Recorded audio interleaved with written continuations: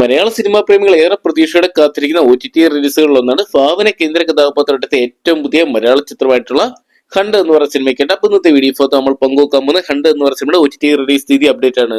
Video ആദ്യമായിട്ട് കാണുന്ന സുഹൃത്തുക്കളാണെങ്കിൽ പുത്തം പുതിയ സിനിമാ വിശേഷങ്ങൾക്കായിട്ട് ഇപ്പോൾ തന്നെ ചാനൽ സബ്സ്ക്രൈബ് ചെയ്തു നോക്കുക.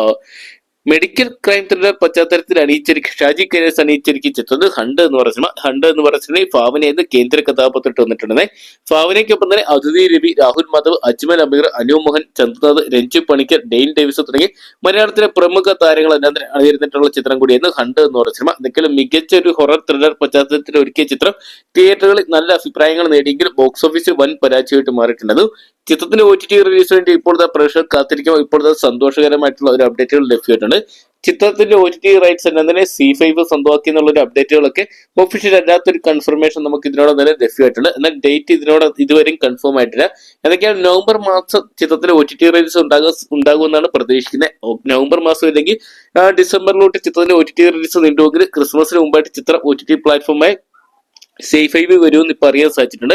എന്തൊക്കെയാണ് ചിത്രത്തിന്റെ അണിയറ പ്രവർത്തകരുടെ ഭാഗത്തുനിന്ന് ഒഫീഷ്യൽ കൺഫർമേഷന് വേണ്ടി നമുക്ക് കാത്തിരിക്കാം.